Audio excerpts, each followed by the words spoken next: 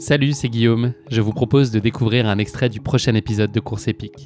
Course épique, c'est chaque semaine un invité, une course, une histoire hors du commun. Je vous donne rendez-vous tous les mercredis pour découvrir un nouvel épisode et vivre une grande et belle histoire de course. Mais avant ça, place à un extrait de notre prochain épisode. Tu vois, maintenant, il y a 20 ans, on n'aurait pas pensé avoir autant de professionnels. J'ai travaillé vraiment avec des professionnels. Maintenant, en trail running, avoir des garçons qui ont des garçons et des filles qui ont des véritables structures autour d'eux, ça devient une logique et j'espère que ça va devenir une logique. C'est-à-dire que ça veut dire que le sport aura vraiment, se sera développé, que les sportifs gagneront bien leur vie.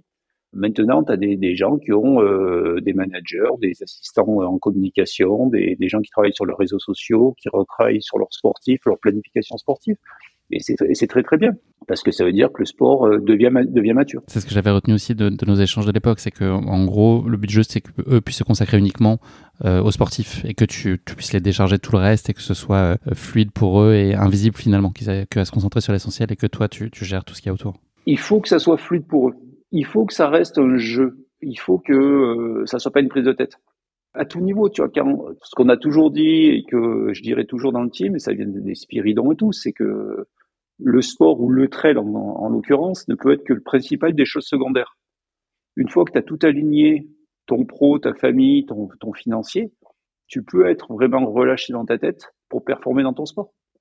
Donc moi, mon jeu, c'est trouver cet équilibre pour que les garçons et les filles puissent s'éclater dans leur sport et donc performer. C'est des choses qu'ils arrivaient à assimiler assez vite, là, justement, cette espèce de pivot, de mettre le bon engagement, la bonne détermination pour performer à haut niveau et en même temps pas se tromper de combat et de se dire qu'il faut avoir d'autres piliers à côté essentiels. Est-ce que c'est facile à faire entendre ? Non, au début, pas du tout. Mais c'est ce qui est hyper intéressant quand tu rentres avec un athlète qui a 15, 16, 17 ans. Maintenant, tu vois, les athlètes en trail running qu'on recrute, c'est des garçons qui ont 16, 17, 18 ans.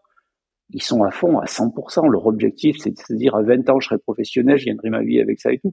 Quand tu leur dis, attends, calme-toi, on va d'abord poser les bases. Les bases, c'est que tu sois vraiment structuré dans ta vie parce qu'il est important, c'est que tu sois structuré dans ta vie, dans ta carrière trailer qui peut durer 5 ans, 10 ans ou peut-être que 2 ans. Mais c'est surtout important que tu sois structuré pour le reste de ta vie. Et assez vite, tu les questionnes d'ailleurs sur l'horizon. C'est quoi dans 3 ans, tu le vois où? Dans 5 ans, tu le vois où? C'est compliqué de répondre à ces questions. Peut-être avoir des réponses très impulsives, mais si vraiment on veut bien poser les choses et bien construire le plan, ça nécessite beaucoup de réflexion, je pense. Mais c'est compliqué, mais tu te dois de le faire. Tu te dois de le faire pour leur donner aussi des vrais marqueurs. Tu peux pas leur mentir. Tu le sais au fond de toi-même, si l'athlète en face de toi te dit dans 2 ans je vais gagner l'UTMB, tu peux pas lui dire oui, t'as raison, si au fond de toi-même tu sais très bien qu'il a un truc très louable qui peut être entre 10 et 15, mais c'est pas du tout les mêmes jeux. T'as pas le droit de lui mentir. Il vaut mieux que tu dises non, tu gagneras pas dans 2 ans. Tu seras très bon dans 2 ans, mais pas au niveau de gagner. Et là, c'est que tu es clair avec lui et tu peux construire quelque chose de très très clair avec lui et peut potentiellement aussi le réorienter sur quelque chose d'autre où il va être beaucoup plus performant. Dans le périmètre que toi tu couvres, Jean-Mi, que tu as couvert, il y a toute la partie communication. Est-ce que communication et sportif peuvent être toujours compatibles? Est-ce qu'ils doivent, par la force des choses, le devenir? Est-ce que c'est toujours le sportif qui va l'emporter en toutes circonstances? Pour moi, il faut avoir une assise sportive pour être crédible. C'est-à-dire, on construit un sportif, on fait de la perf, on est crédible sportivement, et après, on fait sa com. Et après, on construit une communication à côté. Je préfère dans ce sens-là que l'inverse, où beaucoup d'athlètes veulent absolument communiquer au départ, montrer qu'ils existent. Et arrive au moment, il manque un élément. L'élément, c'est la crédibilité sportive de sortir une perf, sortir un résultat. Je dis pas forcément gagner, mais être là, être présent. C'est pour ça quand nous, tous les athlètes, que ça soit chez Salomon ou là, maintenant avec mon nouveau team, au début, on n'est pas là pour communiquer. Je leur dis pas, demain, il faut que vous ayez 40 000 followers, il faut qu'on vous suive. Non, vous êtes là pour performer, vous performez, et quand vous aurez performé, vous serez crédible pour parler aux médias. Vous serez intéressant pour les médias. Et les médias, je pense, le comprennent aussi bien avec qui je travaille, de ne pas mettre une surpression sur des jeunes athlètes parce qu'ils ont fait une demi-perf. C'est pas le moment.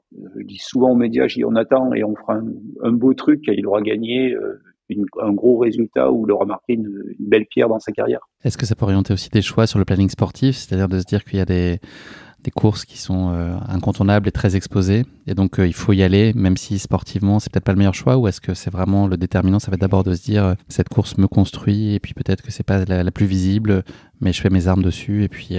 Ouais, mais c'est par étapes. On sait tous, il y a une course au monde, qui est la seule course qui est réellement archi reconnue, c'est l'UTMB à Cham. Je parle vraiment de la finale à Cham, hein. Mais ça sert à rien d'y aller dessus pour faire 200e pour une élite. Il vaut mieux se construire avant sur pas mal de courses, arriver, venir voir une première fois, comprendre comment ça fonctionne, pour revenir après pour essayer de faire la meilleure des perfs. C'est pareil, c'est un truc step by step. Moi, quand j'ai des athlètes qui me disent dans 2 ans, je serai à l'UTMB et je vais tout péter, je dis, mais attends, là, actuellement, tu fais des distances courtes, tu as un potentiel. Non, dans 2 ans, tu y seras peut-être, mais tu seras peut-être pour comprendre comment ça fonctionne et te prendre une surpression. Il y a très peu de courses dans notre sport où il y a une surpression au départ. Quand tu es à l'UTMB sur la ligne de départ où tu vois des élites qui sont en train de sortir des petites larmes, tu dis, ah ouais, là, il se passe quelque chose. S'ils n'ont pas connu ça une première fois, c'est compliqué pour eux. Il n'y a pas que des Kylian et des François.